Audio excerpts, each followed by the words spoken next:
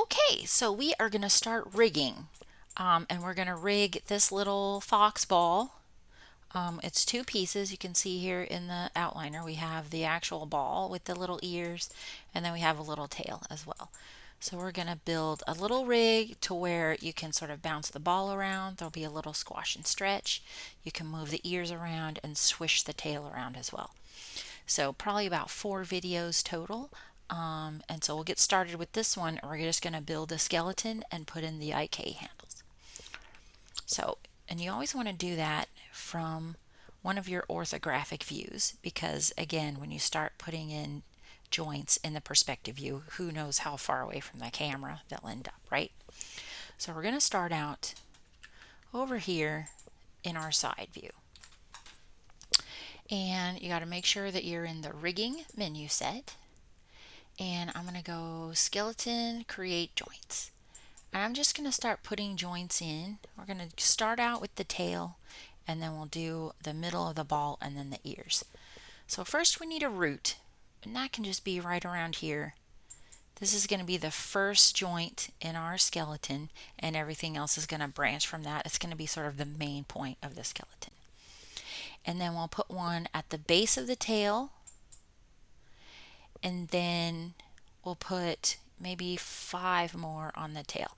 Now what you want to look at is, do you see these little crosses in your joints? That is your joint orientation. So it's sort of how it's turned in the scene along all the axes, the X, Y, and Z. And you want to try to keep those, especially if you're doing a chain like this, you want to keep those sort of all going in the same direction. And usually it automatically happens. So you can see this is sort of matching the world, but as soon as I put another joint in, it kind of shifts. Did you see that? It sort of shifts so it goes down the same line. And that's really, it's going to happen automatically when we make our chain. I feel like that joint is way too far out though, so let's do another one. Maybe here, here, 3,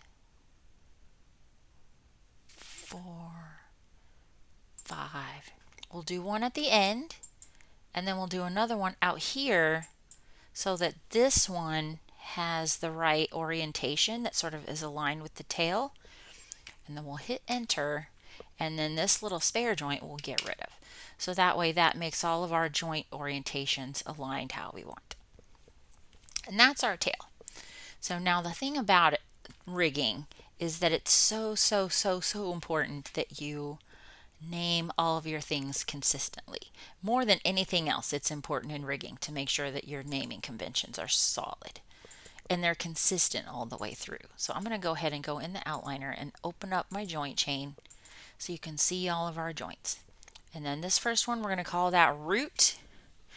And even down to like what's capitalized, how are you using underscores, all of it matters when you're doing your naming conventions for rigging. So I am just going to call this root. I'm going to do all lowercase because it's easier. Underscore, and this is a joint, so I'm just going to say JT right at the end. And then these are all our tail joints. So I'm going to call this tail 1 underscore JT. And then I'm going to copy this. And then here I'm going to paste, and I'm going to change our 1 to a 2.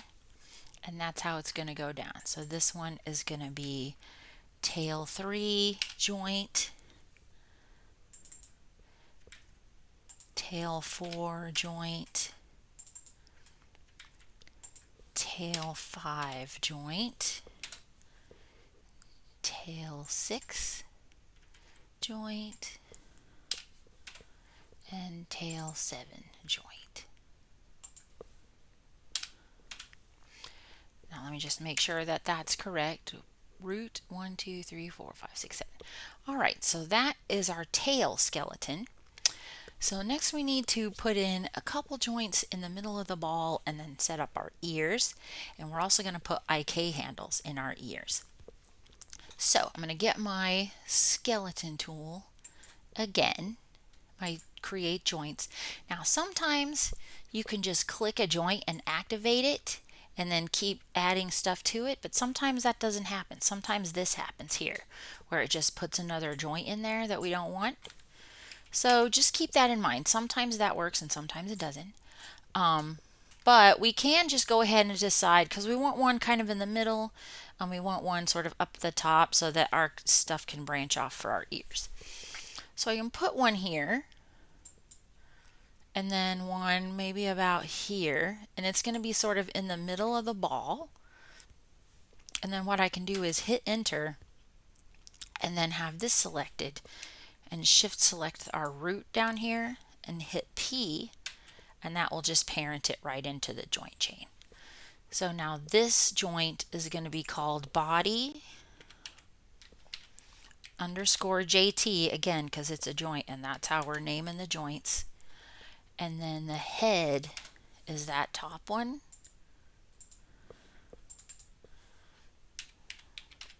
And then underscore JT. So that's the middle of our ball. And then what we need to do is come over to the other side and we are going to put in the ears. So, and then let's see if we can try that trick again where we start out here clicking on that. Nope. I'll try it a couple times. Nope, that's not going to work for us. Okay, so we want to just have a couple IK handles here in the ears just so we can bend them and move them around a little bit. So I'm going to put one here near the head. We'll put one kind of in the middle, and then we'll put one here at the tip. And then we'll go out again to make sure that our alignment is what we need. Wait, don't click that again. Click that out there.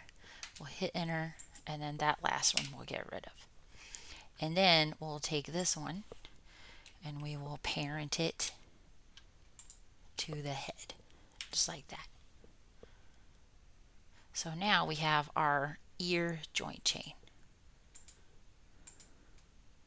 So there's a couple things that we do need to do to make sure that it's all lined up in all directions, because it looks fine from this angle, but see how it just doesn't have anything to do with the shape of the ears when we look in other angles, right? So what we can do is you can sort of just like pull this with the move tool and pull it into place, but you start to again get worried about your orientation of your joints. So it's actually really better to rotate things into place if you can. Let's look at this actually from the top. It'll be easier. Yeah, so what I'll do is I will just take the rotate X and sort of, let's see, maybe it's this, no, I think it'll be the rotate X, yeah. Oh yeah, no, it's the rotate Y. Rotate this so this kind of goes along the edge of the ear, and then we will take the next joint down, which I'll just do an arrow. Just go the arrow keys along your joint chain, and then put this kind of towards the end. And then if we look at this, it just looks like it conforms to the ear a lot better. So that's what we're looking for our ears. Now we definitely do need to still name this. And if you look at this, this is the right ear, and that's going to be super important because we have a mirroring tool that it's going to be really important that we're naming stuff correctly in terms of right and left as well. So this is going to be my right ear joint 1, 2, 3. So here I'm going to say R underscore ear underscore, actually I'm going to put ear 1 because that's our first ear joint because we want it to be consistent. And then we'll do our underscore JT. Okay, so then I'm going to copy this and I'm going to paste this in here. Oops. Let me undo whatever that was that I just did. I don't know what that was. Anyway, it doesn't matter because we're going to keep going. This is going to be ear 2.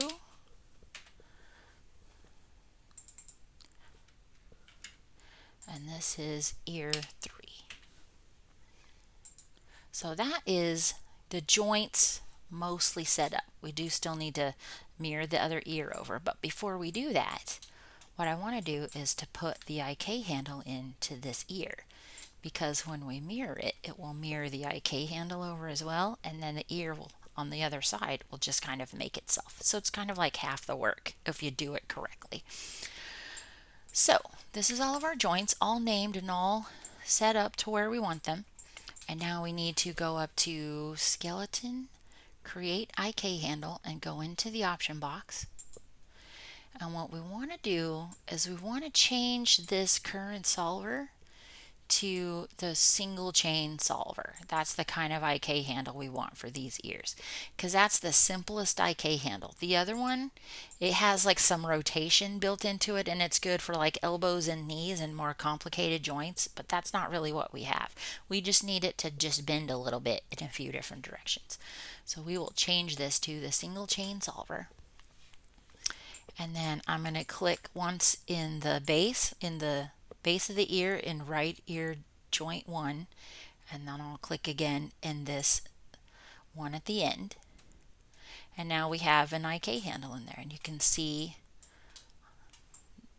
of see the little, you can see that it turns brown like that, and then sometimes there's a little line in there that you can see, maybe not as often with the single chain, but that's okay. But now we know that this is our right ear IK handle, so that's how we need to name it over here in the outliner. So it's going to be R underscore ear underscore IK, because that's our IK handle.